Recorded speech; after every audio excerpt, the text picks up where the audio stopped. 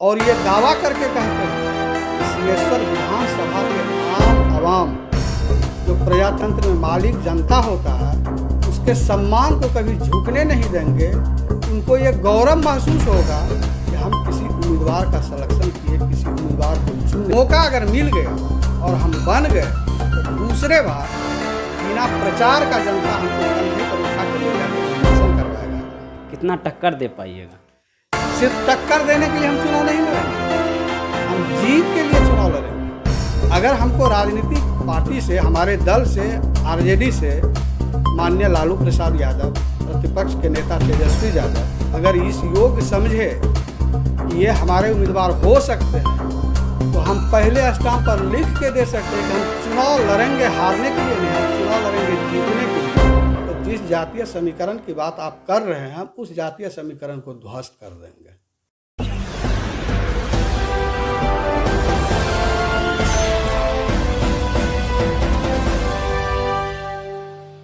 नमस्कार, आप देख रहे हैं KosiTimes.com और मैं हूं रविकांत कुमार। चुनाव का बिगुल बज चुका है और चुनाव की तारीख भी मुकर्रर हो गई है और ऐसे में हम चुनाव चर्चा पर निकल चुके हैं।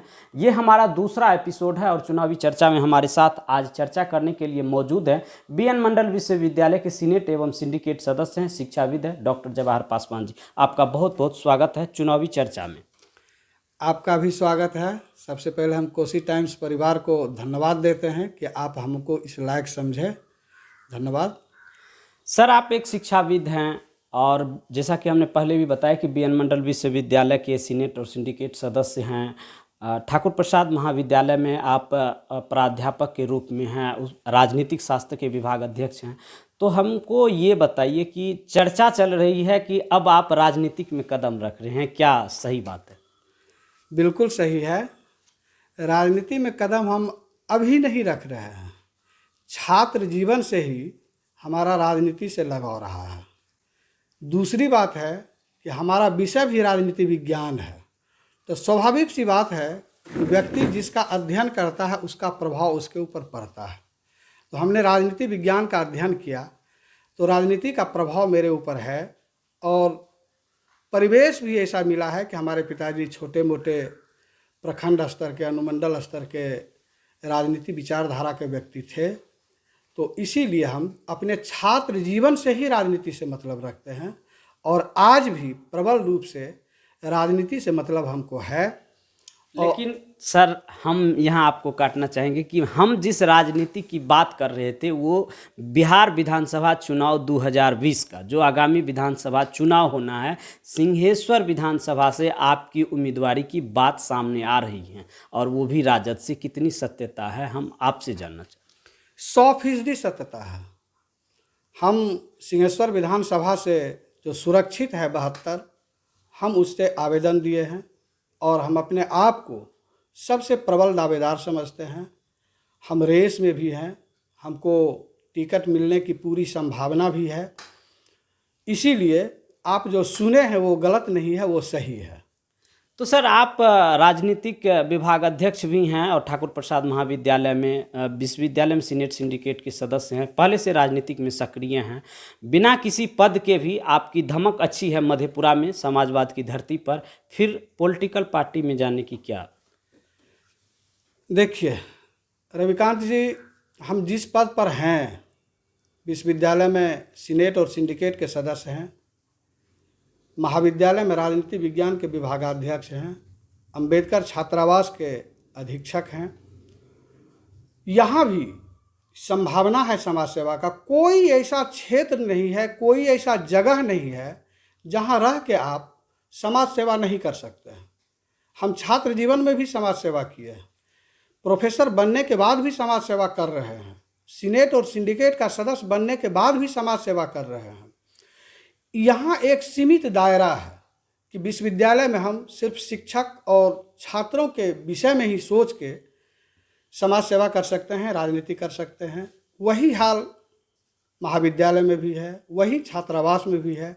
लेकिन अगर विधानसभा स्तर पर या लोकसभा स्तर पर कोई भी व्यक्ति जाके राजनीति करना चाहता है तो वहाँ एक बड़ा प्लेटफॉर्म है और उस प्लेटफॉर्म के माध्यम से आप देश में किस तरह की राजनीति करना चाहते हैं, आप समाज को क्या देना चाहते हैं, आप समाज के बीच क्या रखना चाहते हैं, वहाँ से बड़ा मौका मिलता है, जिसको प्रदेश स्तर पर और देश स्तर पर भी आदमी देखते हैं कि अमुक आदमी के राजनीति का क्या शर्त है, क्या दायित्व है और ये क्या करना चाहते हैं।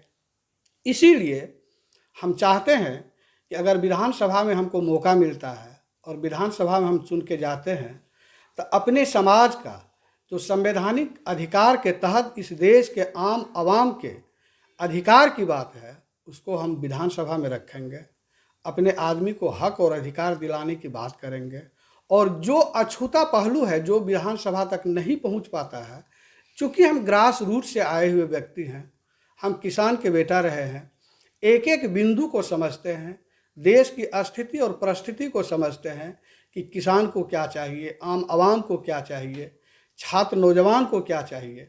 इसीलिए हम चाहते हैं कि अगर हमको राजनीति करने का मौका मिले तो हम अपनी बात को बुलंदी से रख सकें। इसीलिए हम राजनीति से खास मतलब रख रहे हैं। एक सवाल और है कि जो आज की राजनीतिक परिवेश है, अगर कोई अपनी उम्मीदवारी अपनी दावेदारी ठोकता है किसी भी दल से तो लाव लश्कर के साथ पूरे तामझाम के साथ आता है, और आपकी उम्मीदवारी ऐसी है कि कानों कान लोग को खबर नहीं चला, हालांकि बाजार में यदा कदा चर्चा हुई। ऐसा क्यों? देखिए, किसी भी व्यक्ति को काम करने का अपना एक मापदंड होता है।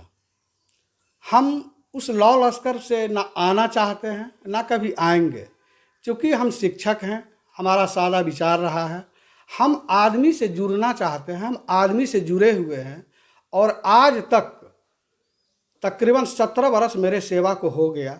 आप लोग भी इस शहर में रहते हैं, हमारे सादगी को जान रहे होंगे कि हम समाज से मतलब रखने वाले व्यक्ति हैं, लेकिन मेरे लौ लश्कर पर कोई विश्वास नहीं है, कोई भरोसा नहीं है। और एक चीज़ आपको मानना पड़ेगा कि अगर गली में भी कोई बेहतर दुकान है और वो अच्छा चीज़ परोसता है तो उस गली में भी भीड़ लग जाती है, उसको विज्ञापन की आवश्यकता नहीं होती है। तो हम इसीलिए लौ लश्कर से नहीं आए कि हम पहले भी कोई ऐसा समाज नहीं है, कोई जाति धर्म मजहब नहीं है जिससे हमारा जुड़ाव नहीं है। हम ये लाग लश्कर किसको दिखाएंगे? सब हमको जान रहे हैं और सबको हम जान रहे हैं।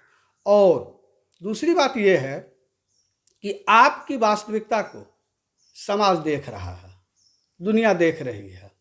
आप तामझाम करके जो दिखाना चाहते हैं लोग उस पर आज भरोसा नहीं कर रहा है। इसीलिए हमारी जो अपनी वास्तविकता है, हम उस वास्तविकता के साथ राजनीति में आना चाह रहे हैं और उसी वास्तविकता के साथ हम जीवन में राजनीति करना भी चाह रहे हैं।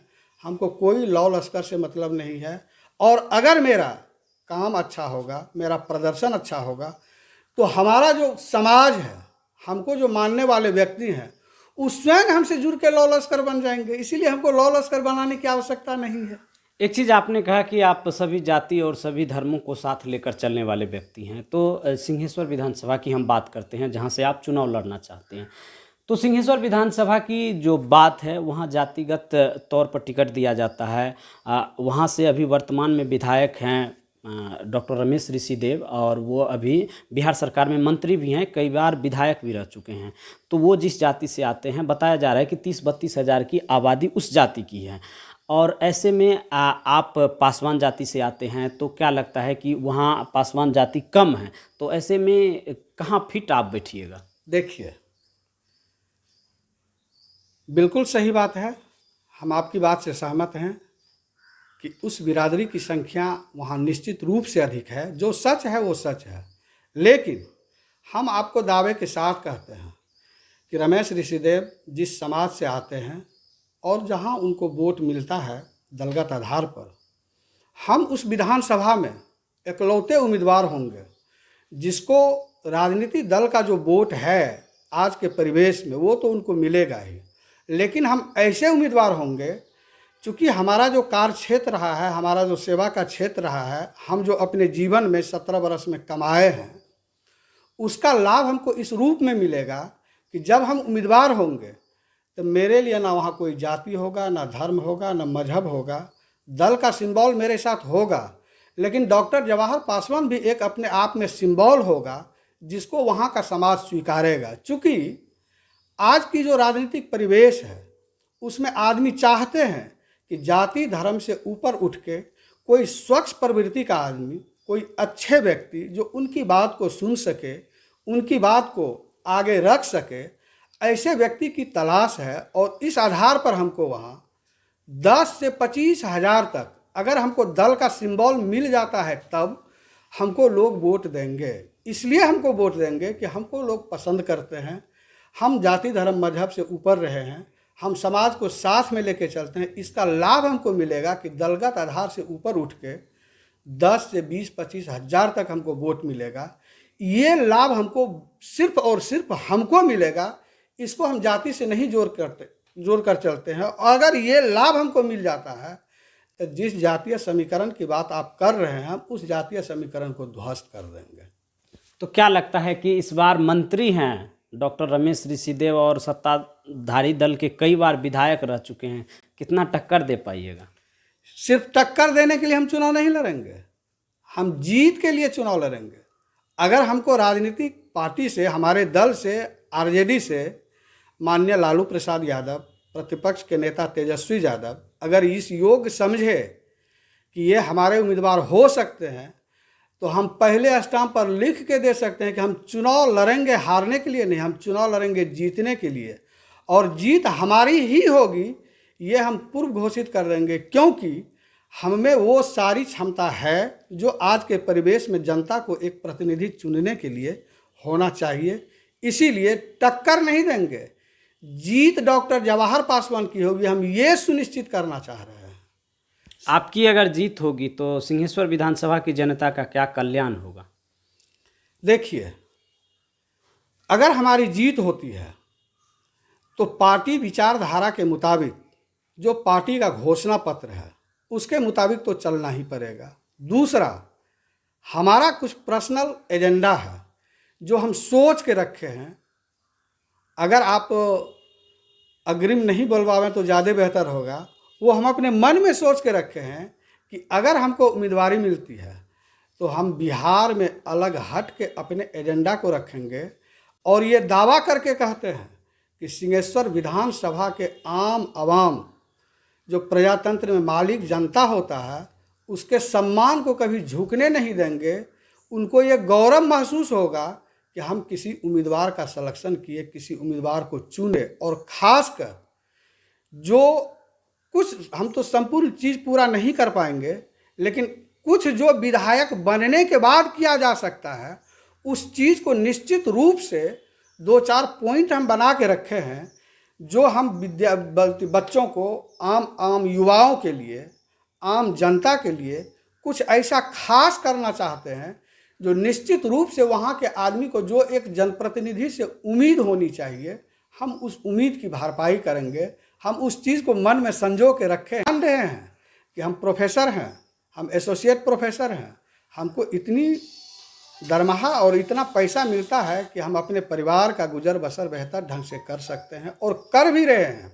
हम सिर्फ सेवा भाव के लिए ऊंचाई के जगह पर जाना चाहते हैं, बड़े प्लेटफॉर्म पर जाना चाहते हैं ताकि हम अपनी समाज की बात को बुलंदी से रख सकें।